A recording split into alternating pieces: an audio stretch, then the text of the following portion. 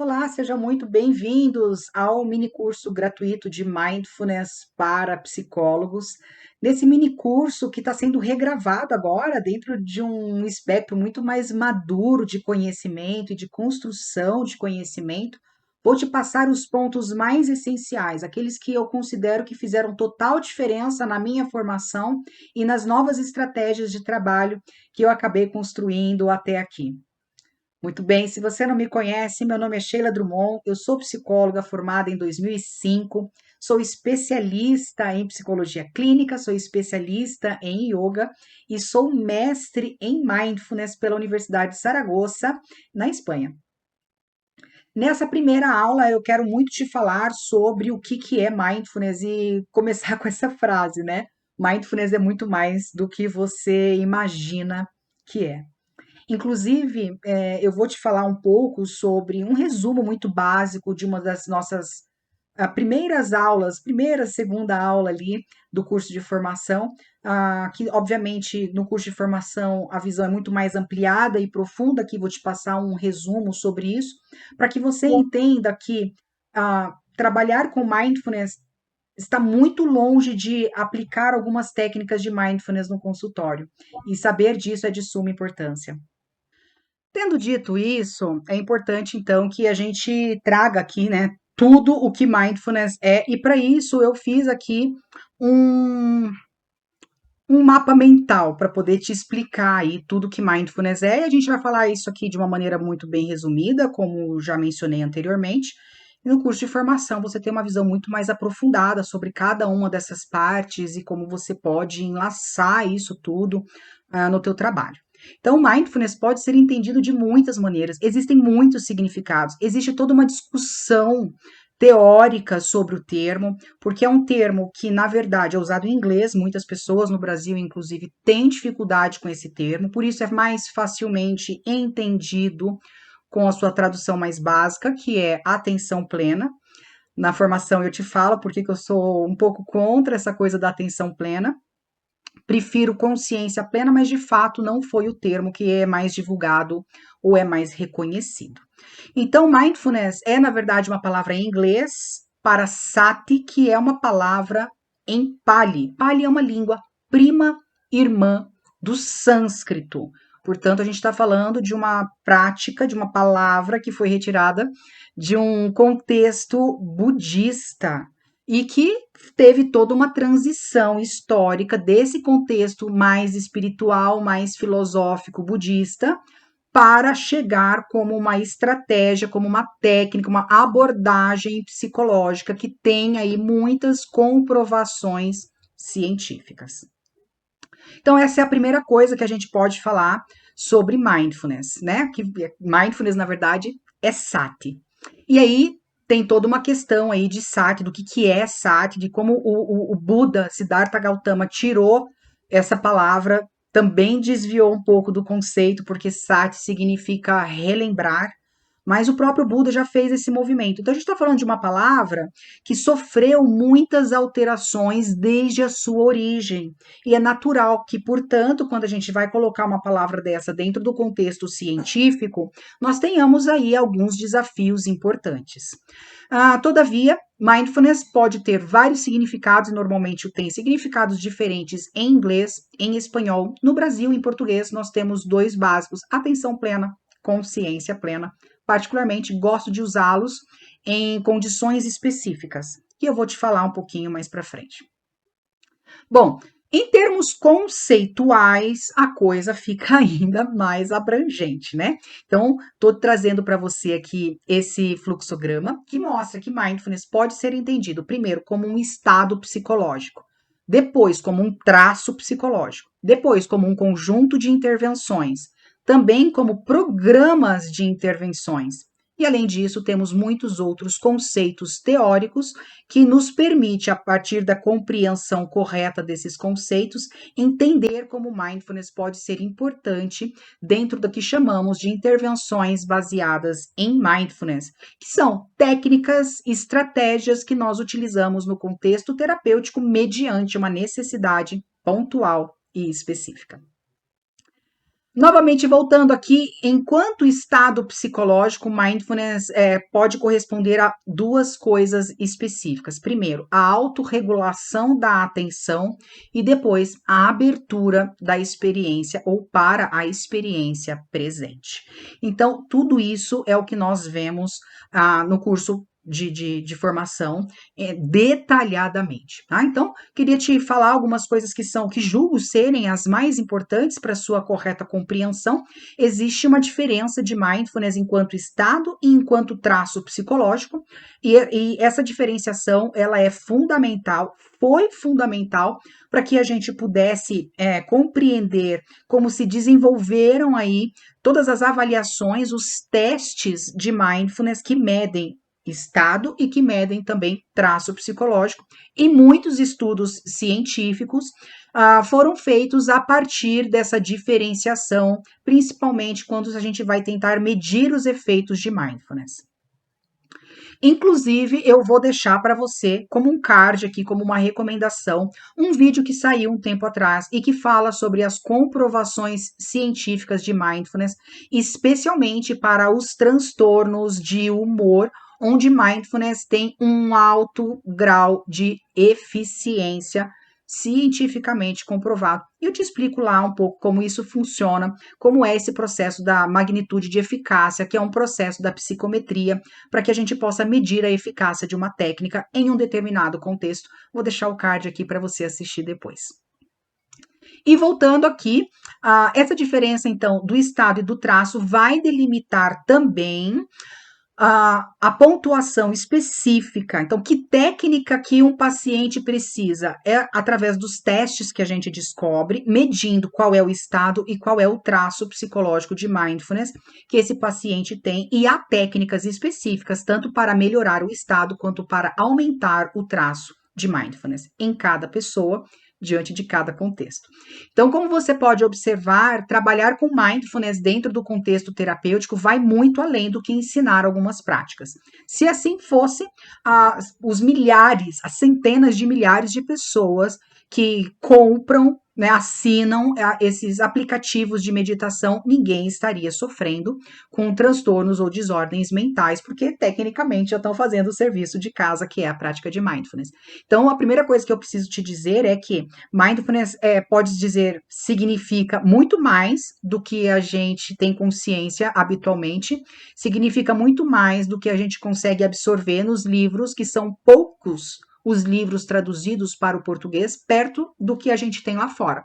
Inclusive, toda a formação que você tem acesso, toda informação que você tem acesso na formação em terapias baseadas em mindfulness, a grande maior parte, assim, acho que um livro só é em português, um livro de referência, o restante são todas obras ou em inglês e principalmente em espanhol, além dos muitos artigos científicos que eu estudei durante toda a minha trajetória com mindfulness, que vem mais de 10 anos, afinal eu conheci mindfulness em 2012 e já praticava meditação desde 2001. Então, o que eu quero te passar vai além também de toda a formação que eu tive, mas também bebe muito da minha experiência, especialmente a minha experiência pessoal com as técnicas neurocontemplativas e posteriormente as minhas habilidades e minha expertise que desenvolvi através de ensinar mindfulness e tratar pessoas dentro do consultório através das terapias baseadas em mindfulness. E para além disso, desde 2016 que faço essa formação de mindfulness para psicólogos, então, portanto, tem aí alguns anos também ensinando outros psis a fazerem a magia que nós fazemos com mindfulness, que não tem magia nenhuma, tem muita ciência, eu te ensino passo a passo.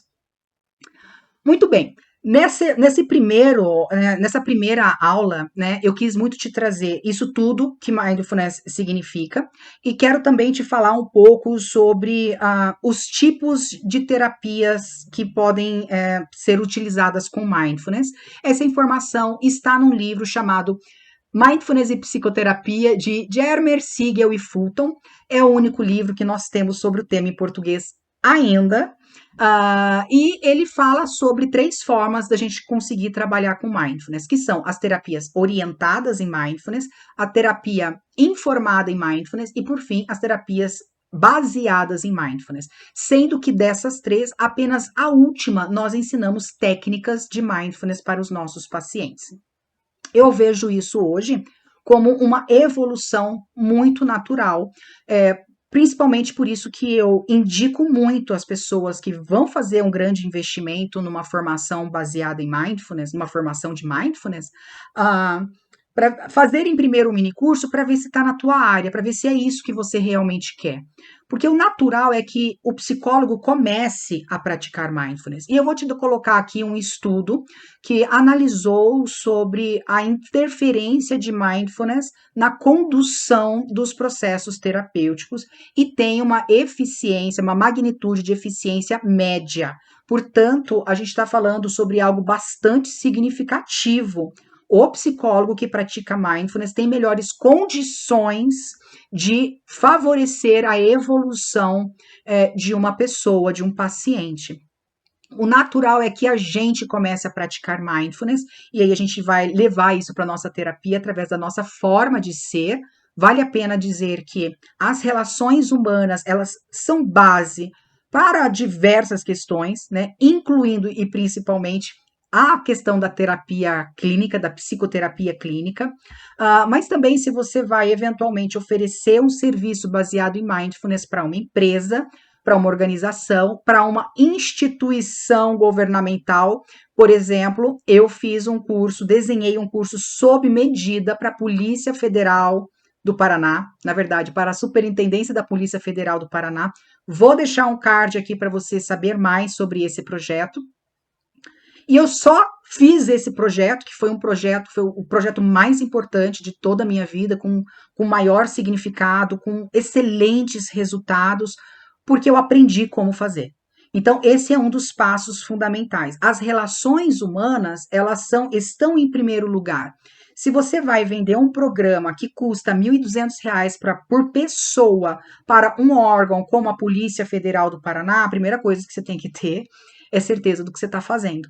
Você tem que ter essa integridade. Portanto, você tem que estar alinhado com a sua prática pessoal. Se você não pratica mindfulness, mas você quer vender mindfulness, há um processo de incoerência muito grande aí. E, portanto, dentro desse processo de incoerência, as coisas elas não caminham, elas não vão para frente. Então, esse é o primeiro ponto, né? E aí, quando a gente começa a praticar mindfulness, a gente começa através do nosso próprio modo de ser e estar no mundo, a levar um tipo de terapia diferente, né? E aí a gente está falando sobre uma terapia orientada em mindfulness. Aí vamos supor que eu continuo aqui meus estudos, eu vou lendo, eu vou assistindo alguns vídeos, eu vou fazendo minhas práticas, eu vou implementando algumas questões relacionadas à atenção plena na minha rotina, né? Vou mudando micro hábitos, né? Então, pois sei lá, talvez eu estava lavando louça e vendo TV ao mesmo tempo. Eu desligo a TV e eu fico imersa ali só em lavar a louça e tentando me conectar com esse processo, fazendo com que isso se torne menos automático na minha vida. E fazendo essas pequenas alterações, eu vou entendendo algumas questões que depois eu leio num livro, que depois eu vejo num vídeo, e as coisas se casam muito bem. Aí, de repente, um paciente vem e fala para mim uma dificuldade que eu curei exatamente com isso, que eu resolvi exatamente com isso. Então, eu menciono isso para ele. Olha, tem essa técnica que dá para fazer assim, assim, assim. Isso é uma terapia orientada em mindfulness, né? Então, eu não estou ensinando a prática ainda. Eu estou ensinando pequenas coisas do dia a dia que podem fazer muita diferença no todo. E por fim, nós temos as terapias baseadas em mindfulness, que engloba tudo. Engloba todos os protocolos, o MBSR, o MBCT, engloba o Mindful Eating, engloba todos os protocolos que nós conhecemos, e engloba também as intervenções baseadas em mindfulness, que são as técnicas que eu utilizo dentro de um contexto específico e mediante necessidades específicas. Então, vamos supor aqui que vem um paciente que está com uma questão de estresse e ele topa ser tratado com mindfulness. Inclusive, essa coisa de topar ser tratado assim ou assado é algo que faz referência a bioética, e eu também falo sobre isso no nosso curso de formação. Oferecer para o nosso paciente todas os formatos de trabalho para aquele caso e deixá-lo à vontade para que ele escolha qual caminho ele acredita ser mais coerente, é um processo fundamental da bioética, tal como ela é discutida em tempos atuais. Isso devolve a autonomia do paciente e acaba sendo muito positivo. E aí ele topa, e ele quer, fala, não, eu vim aqui para ser tratado com mindfulness, porque eu sei que você trabalha com mindfulness, e vamos aplicar então o protocolo. E aí o protocolo está pronto, mas esse protocolo pronto, ele é um protocolo para grupos. E a pessoa que faz esse protocolo, que se forma em MBSR, Programa de Mindfulness para Redução de Estresse, ela só pode trabalhar com esse protocolo e não pode alterar o protocolo, não pode fazer alterações desse protocolo. Se esse paciente chega para mim com formação em terapias baseadas em mindfulness, eu tenho plena capacidade de fazer uma avaliação e de adaptar o protocolo ao paciente. E isso faz total diferença quando a gente fala sobre as terapias contextuais. Ninguém mais, hoje em dia, no mundo inteiro, briga por causa de abordagem. A gente só vê essas coisas no Brasil. Ninguém mais briga por conta de abordagem. Tanto faz a abordagem. A gente só precisa de um método, mas quem define o que é necessário é o paciente. Então, o paciente, ele não existe por causa da abordagem. A abordagem é que existe por causa do paciente. Então, é muito natural, dentro das terapias contextuais, que a gente adapte a abordagem, adapte as técnicas àquilo que o paciente precisa e consegue fazer. E isso faz toda a diferença na sua evolução. Muito bem, e nessa aula, então, nós vimos aí tudo que mindfulness é, né? Toda a introdução, o resumo dessa introdução sobre o que é a mindfulness, e vimos também os tipos de terapias que existem em mindfulness, tendo aí algumas diferenciações importantes. Na próxima videoaula, nós vamos falar especificamente sobre as aplicações de mindfulness em 2 vieses diferentes. E eu te encontro, então, na próxima videoaula. Um beijo no coração e até lá!